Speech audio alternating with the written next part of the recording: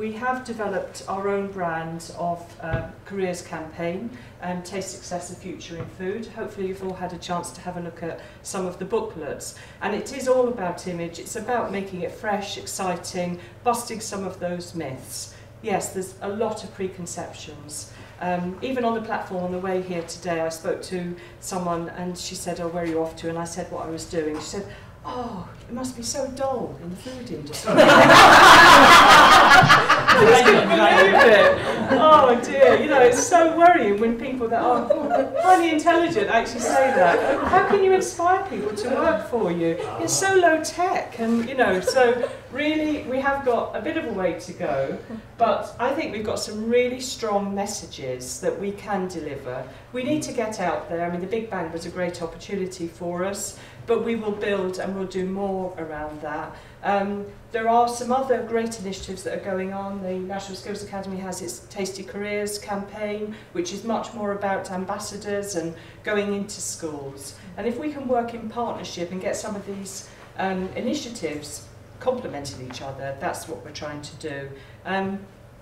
Nikki Hunt is at the back of the room, and she's our media manager, and she is responsible for our careers campaign.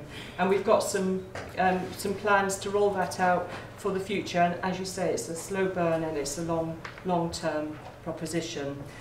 I mentioned earlier that we are looking at apprentices, and I know that today's about graduates, but I do think it's worth mentioning that we do recognise as a sector that we probably haven't prepared ourselves enough for the future in terms of a pipeline of talent. And so we haven't really had the numbers of apprenticeships that you might expect given the size. So we've come out publicly and said we'll double the number of apprenticeships within the sector or at the end of 2012. And that's really a start, a challenge to get our members, employers involved in the apprenticeship programmes. I mean, it has been a challenge for some companies. I think historically things have felt quite bureaucratic. Things have been very focused, and there's been targets, government targets on level 2, and not enough in terms of meeting our needs. But I think with the help of National Skills Academy and the National Apprenticeship Service, the industry will really start to ramp up its number of apprenticeships. And then the challenge will be creating the pathways for success for those apprentices. I do think the point that Raoul made around technical ability is an important point, because not everyone's going to be a leader of the future. There are some people that will actually be very highly competent technical people, but today is about actually attracting talent where the leadership skills are there for the future. And I think that's part of our objective. We are looking for leaders of the future, and therefore any degree that we develop, we will be, part of that will be actually about the broader skill base that Marina described. So just looking at what we have ahead of us, not to be too gloomy, but we do actually have quite an ageing workforce. So the statistics are pretty scary. 49% of our workers are eligible for retirement in the next 20 years. And I think that if you look at the demographic of the food and drink industry, it is pretty skewed. And I think that's something that we do have to be mindful of. You know, that figure of 137,000 new recruits, that's between the period 2007 and 2017, is quite a substantial number. And that's just to stand still, never mind growth. In terms of skills shortages particularly, we're finding that our members are really struggling with some technical skills, more around process engineering, productivity improvements, the use of automation and robotics, all the things that you'd expect in an industry that's actually developing itself. And when Marina talks about the priority that Nestle have and the experiences they have around meeting potential recruits and the challenges in terms of employability skills and attitude, when we come together as a group, our chief executives, I'm quite surprised really at how passionate they feel about the lack of employability skills that comes through. They actually feel very frustrated by that, because they see large numbers of interested candidates for positions, and they're having to do a lot of sifting to get to a point where people are perhaps fit for purpose for employment. Now partly that's a societal issue. There isn't the work experience there might have been when I was starting out, where everyone was working part-time through their studies and so on. I think that's quite tough for young people. But there is issues around education and ensuring that it's not just about academia, it's actually about the employability skills and interpersonal skills and emotional intelligence, all the things that Marina has mentioned. And I think given that there is potentially a decline in higher education students, because clearly there will be some challenges financially on both sides, then we need to make sure that the talent that we're picking from is fit for purpose. Because at the moment we're already struggling, never mind with a declining number. So collective action is the key really. So in terms of our graduate ambition, getting into the nitty-gritty of that, we want to develop a new degree course for engineers. We have gone out to employers and our members and broadly a good cross-section of companies to try to find out what their challenges are in terms of recruitment. And one of the areas that came through as being a big priority for them is engineers for the future and technical skills.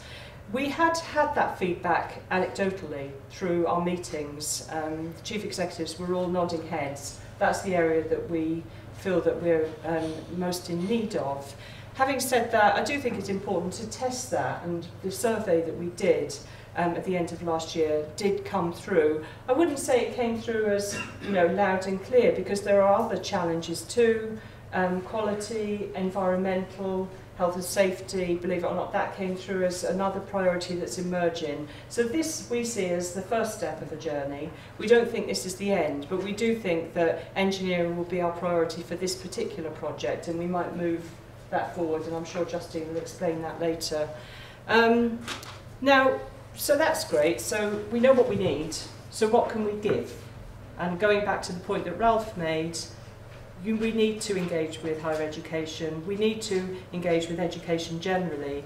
We need to step up actually as an industry. So our members have committed to doing some guest lecturing, to provide work experience opportunities if we develop a sandwich course, to actually commit to take a certain number of students for that, offering that vital holiday work experience, offering the opportunities to be at least have access to the vacancies that you're looking at. If we do our job properly, those people will be much more attuned to what the needs of the industry are anyway, and therefore their journey is going to be a bit easier for them. But I think it is important that the industry steps up and actually becomes highly participative in this area, and the work that Nestlé are doing will actually lead the way for us here.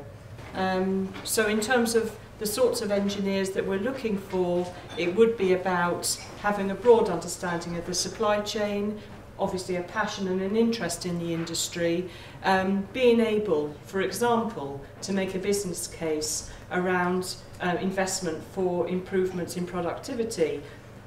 We understand that the UK is lagging behind against European counterparts on the use of automation and robotics within food and drink manufacturing. And why is that? One of the barriers seems to be that it's actually quite a difficult skill set to develop a return on investment, capital expenditure proposal, and that kind of skill set is something that we want to develop as part of the engineering degree course. And we talked already about being part of a fully functioning team and being able to hold their own, so potential leaders. So what does a perfect partner look like? So we're talking about exceptional engineering, solid links to chartered institutes, so enabling that pathway, good understanding of food and drink manufacturing sector, be able to demonstrate that there have been links with business in the past. Knowledge transfer is really important, so being able to demonstrate that there has actually been some success within your organisation on knowledge transfer, because that's the key to it for us. And being willing and prepared to give the time to develop the curriculum, invest the time up front, knowing that there's such a commitment from the industry. And I think I've covered that in terms of what the food and drink manufacturing industry has to offer.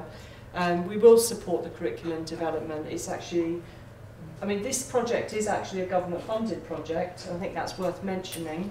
Under the Enterprise Innovation Fund, we have had funding for the project, and that helps us along the way a lot.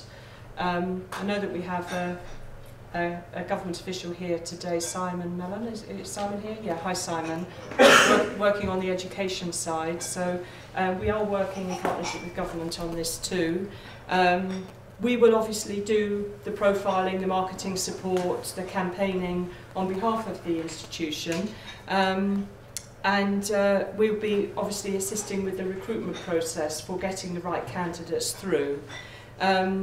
So, you know, I think we do have potentially a good package for true partnership working here, and we're open to suggestions because, as I said, it's not our area of expertise. We've come up with these ideas, but when we start talking to potential partners, then that's where the dialogue starts in terms of what's in it for you, what's in it for us, how do we want to work this through.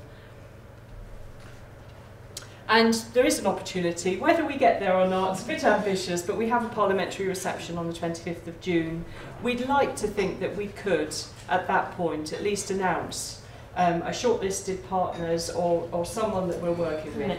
Yeah, but it's quite challenging. I think it's quite a challenging time frame, and we wouldn't compromise the project just to reach that time frame. It's important that we actually get there, but we get there in the right way.